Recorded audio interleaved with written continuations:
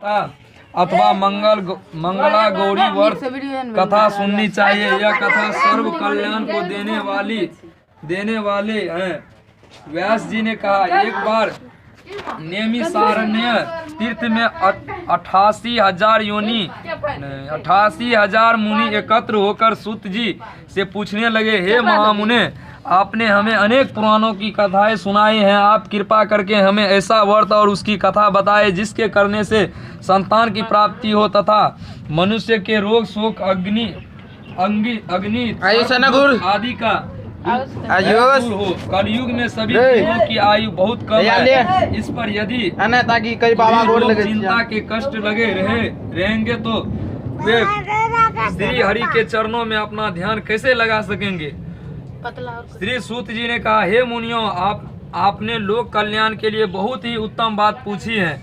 एक बार युधिष्ठिर ने भगवान श्री कृष्ण से लोक कल्याण के लिए यही प्रश्न किया था।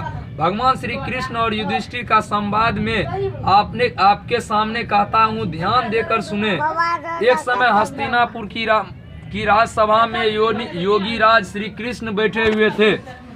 तब युधिष्ठिर ने भगवान श्री कृष्ण से प्रश्न किया, हे प्रभु नंदन गोविंद, आपने मुझे अनेक कथाएं सुनाई हैं। आज कृपा कर कोई ऐसा व्रत या कथा सुनाए जिसके करने से मनुष्य रोग चिंता तथा भय से मुक्त हो तथा उसे पुत्र की प्राप्ति हो। हे प्रभु, बिना पुत्र मनुष्य का जीवन व्यर्थ है, वह नरक गामी की प्राप्ति हो। हे प्रभु, बिना पुत्र मनुष्य का जीवन व्यर्थ है, अपने से छरा पाए वह नरक गामी की प्राप्ति हो। हे प्रभु, बिना पुत्र मनुष्य का जीवन व्यर्थ। हे प्रभु, बिना पुत्र मनुष्य का जीवन व्यर्थ है, वह नरकगामी की प्राप्ति होता है।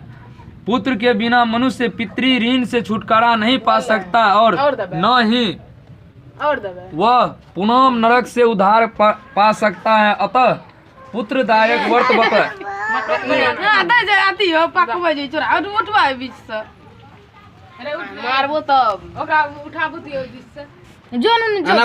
Roll camera action. क्या आदै छै अपनो पैक जाय छै, हमरो पकवा लग हमरा लग जात भगवान श्री कृष्ण ने कहा, हे राजन, मैं एक प्राचीन इतिहास सुनाता हूँ, आप उसे ध्यान पूर्वक सुने। कुंडलपुर नामक एक नगर में नंदा नामक एक महाबुद्धिमान ब्राह्मण रहता था। उसका गुजारा जैसे तैसे चल जाता, परंतु वह बहुत दुखी रहता था क्योंकि उसके कोई संतान नहीं थी। उनकी पत्नी सुनंदा पतिव्रता थी। वह भक्ति पूर्वक श्री हनुमान जी की आराधना करती थी। मंगलवार के दिन व्रत करके अंत में भोजन बनाकर हनुमान जी को भोग लगाने के बाद एक मंगलवार को गृह कार्य की अधिकता के कारण वह हनुमान जी को भोग हुआ। उसने स्वयं भी भोजन नहीं किया। प्रण किया कि अब मैं अगले मंगलवार को हनुमान जी को भोग लगाकर ही अन्न जल ग्रहण करूंगी।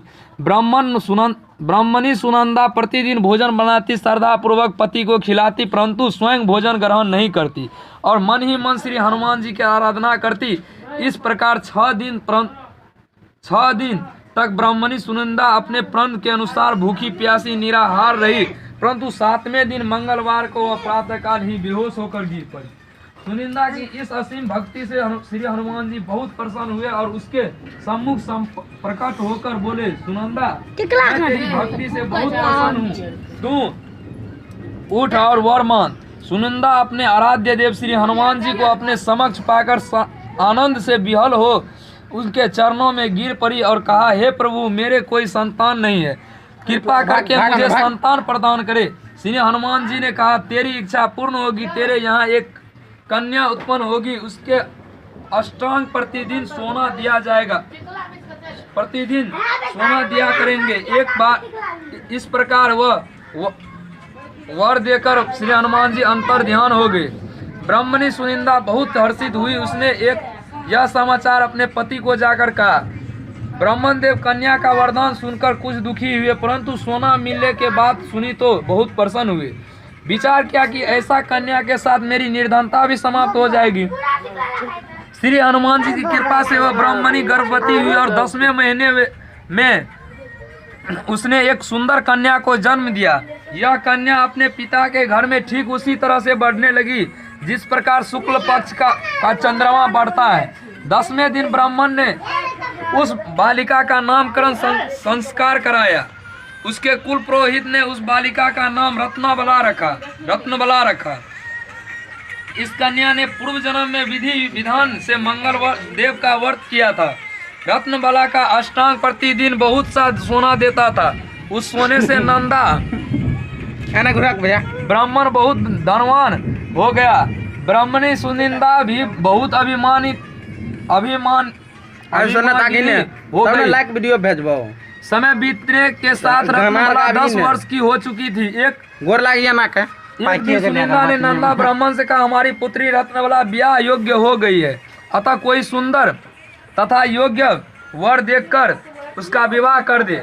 यह सुनकर नंदा ब्राह्मण बोला, अभी तो रत्नबला बहुत छोटी है। तब ब्राह्मणी ने कहा, शास्त्रों की आज्ञा है कि कन्या 8वें वर्ष में गौरी, 9वें वर्ष में रोहिणी, 10वें वर्ष में कन्या, इसके पश्चात राजस्वला हो जाती है। गौरी के दान से पाताल लोग, रोहिणी के दान से वैकुंठ लोग, कन्या के दान से इंद्रलोक में सुखों की प्राप्ति होती है। हे पतिदेव, अगर राजस्वला का दान किया जाए तो घोर नरक की प्राप्ति होती है। इस पर नंदा ब्राह्मण ने कहा, अभी तो रत्नबला 10 वर्ष की है, मैंने तो 16 साल